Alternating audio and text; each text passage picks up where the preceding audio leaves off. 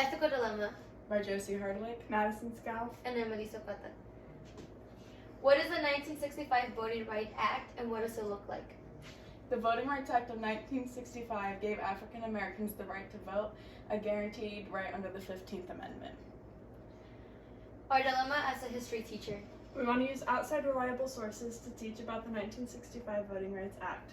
Our issue being the principal recommending against it due to parent complaints.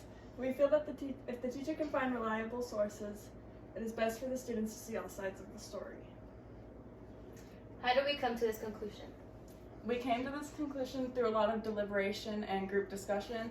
We figured out that we all have some similar views on this topic, so that made our deliberation a little bit easier, and we answered all the questions you're about to see together to get to our decision.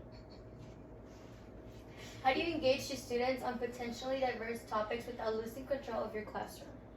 You set guidelines for your classroom. They know the rules of the class for class discussions, and you act as a moderator. You do not let them get off topic, and you try to keep them on track as much as possible, and you let them know that all opinions are valid and everyone is allowed to have their own views.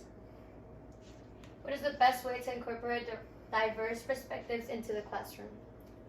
The best way to incorporate diverse perspectives into the classroom is through accredited documents that you give the students. Now, these can be documents from the government or news journal articles, and you give them to these knowing that they are credited and are actually unbiased so that they can get a view on every side of the topic.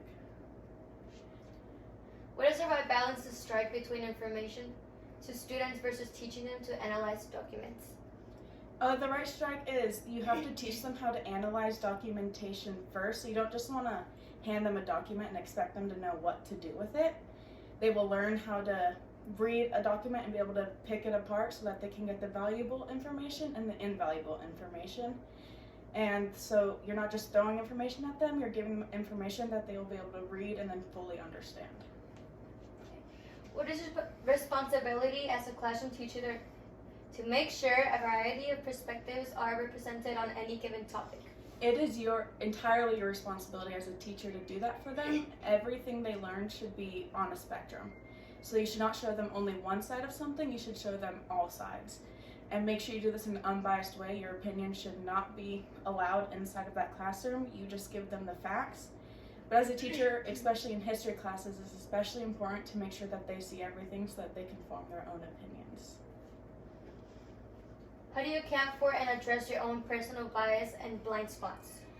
Every human being is going to have their own blind spots and then their personal opinion, but you should understand that in your classroom that does not matter.